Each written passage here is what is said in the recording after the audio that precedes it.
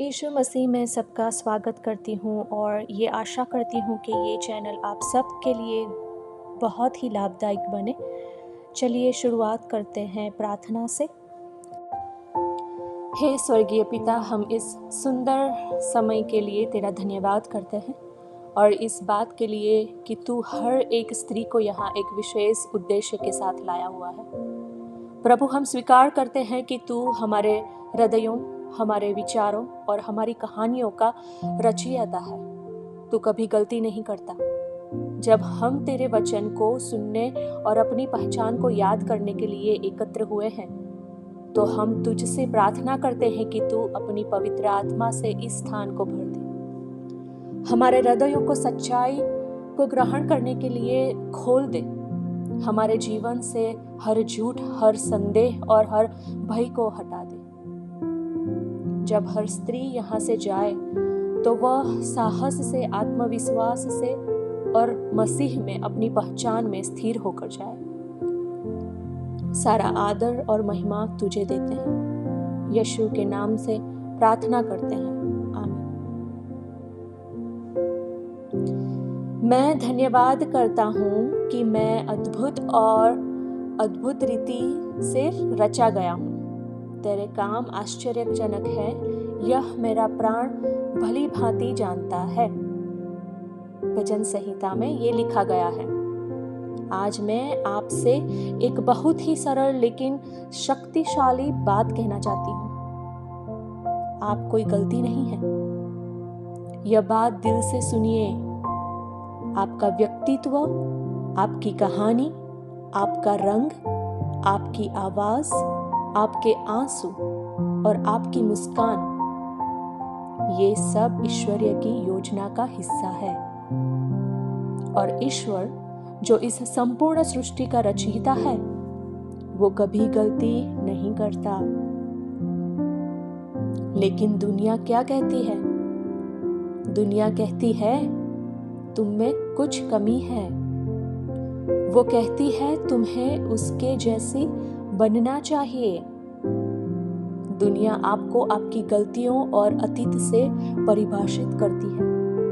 पर आज मैं इन झूठों को चुनौती देना चाहती हूँ। मैं आपको याद दिलाना चाहती हूँ कि आप ईश्वर की योजना का हिस्सा है, एक उद्देश्य के साथ बनाई गई हुई। भजन संहिता में कहा गया है कि तूने मेरी अंतःवृत्तियों को रचा, तूने मुझे मेरी माता के गर्भ में बुना। मैं तेरा धन्यवाद करता हूँ कि मैं अद्भुत रीति से रचा गया हूँ। तेरे काम आश्चर्यजनक है, यह मेरा मन भली भांति जानता है। सोचिए, आपको किसी मशीन से नहीं बल्कि प्रेम पूर्वक बुना गया। ईश्वर ने आपके बालों से लेकर आपके विचारों तक सब कुछ योजना से बनाया है। तो जब आप अपने अस्तित्व को कम आंकती है, तब आप ईश्वर के अद्भुत काम को ही छोटा समझती है। आप एक मास्टरपीस है। कई बार हम अपने अतीत से इतना शर्मिंदा होते हैं कि सोचते हैं, क्या ईश्वर मुझे अब भी उपयोग कर सकता है? लेकिन रोमनों में लिखा हुआ है कि अब जो मसीह यीशु में है, उन पर दंड की आज्ञा नहीं है। बाइबल में देखिए, राहाब, मरियम मगदलन, राइट, कुआं वाली स्त्री। राहाब के लिए राहाब जो थी वो एक वेश्या थी, लेकिन यीशु मसीह की वंशावली में शामिल हुई। मगदला की मरियम, जिसने 7 दुष्ट आत्माएं निकाली गई, वही यीशु के पुनरुत्थान की पहली गवाह बनी। कुआं वाली स्त्री 5 विवाह कर चुकी थी, लेकिन यीशु ने उसी को पूरे गांव के लिए गवाह बनाया। ईश्वर टूटे हुए लोगों को महान गवाह बनाता है। आपका अतीत आपकी पहचान नहीं है। यीशु मसीह में आपकी नई पहचान है। डर हमें रोकता है। डर कि हम असफल हो जाएं, डरे कि लोग क्या कहेंगे, डरे कि हम योग्य नहीं हैं। पर सुनिए, बाइबल में लिखा है, क्योंकि परमेश्वर ने हमें भय की नहीं पर सामर्थ्य, प्रेम और संयम की आत्मा दी है। डर ईश्वर से नहीं आता। साहस और प्रेम, आत्मनियंत्रण ईश्वर से आता है।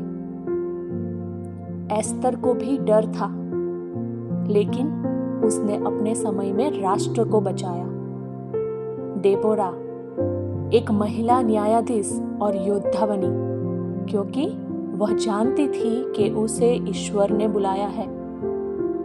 आपका आत्मविश्वास आपकी योग्यता पर नहीं, ईश्वर की बुलाहट पर आधारित होना चाहिए। मेरी बहनें, ईश्वर ने आपको किसी की कॉपी नहीं बनाया। आप एक अनूठी कृति है।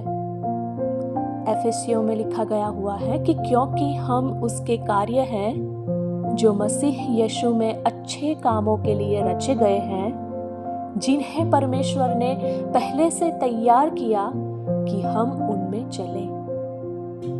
आपका स्वभाव, आपकी सोच, आपकी शैली, ये सब आपके उद्देश्य के लिए बनाए गए हैं। अपनी तुलना दूसरों से करना बंद कर दीजिए। आपको कम बोलने वाली नहीं बनना। आपको औरों जैसी है वैसी बनकर जीना है। आत्मविश्वास, आप जैसी है वैसी ही अनमोल है। हर दिन एक नया अवसर है अपने भय के स्थान पर विश्वास चुनने का। हर सुबह उठकर कहिए, हे परमेश्वर, मैं पूरी तरह तैयार नहीं हूं, लेकिन तू मुझे तैयार करेगा। मैं तुझ पर विश्वास करती हूँ। दैनिक रूप से ये स्वीकार कीजिए, मैं चुनी गई हूँ, मैं प्रेम की पात्र हूँ, मैं योग्य हूँ, मैं बुलाई गई हूँ, मैं साहसी हूँ, मैं ईश्वर की गलती नहीं हूँ। अब जब आप यहाँ से जाएं, तो सिर झुकाकर नहीं बल्कि सिर ऊंचा करके चलें। आप ईश्वर की पुत्री हैं। आप कोई गलती नहीं है। आप एक उद्देश्य के साथ बनाई गई हैं। साहस से जिए, विश्वास से बोले, प्रेम से चले, ईश्वर के उद्देश्य को जिए। चलिए प्रार्थना करते हैं। प्रिय स्वर्गीय पिता, धन्यवाद कि तूने आज हमसे सीधे हमारे हृदयों में बात की।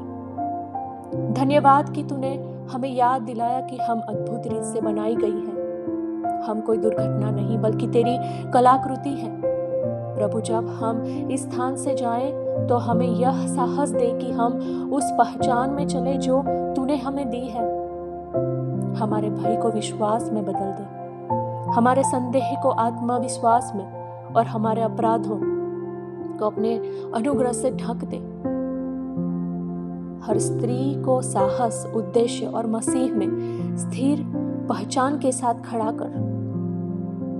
अब हम तुलना नहीं करेंगे, पीछे नहीं हटेंगे और अपनी कीमत पर सवाल नहीं उठाएंगे, बल्कि हम तेरी बेटियों के रूप में चमकेंगे। उद्देश्य से भरी हुई, ज्योति से भरी हुई और आत्मविश्वास से भरी हुई। हम सारी महिमा और आदर तुझे देते हैं। प्रभु यीशु के नाम में प्रार्थना करते हैं, आमीन। परमेश्वर की शांति आपके साथ बनी रहे। इस वीडियो को लाइक करें, दूसरों के साथ बांटें और सब्सक्राइब करें, ताकि हम साथ मिलकर विश्वास में आगे बढ़ते रहें।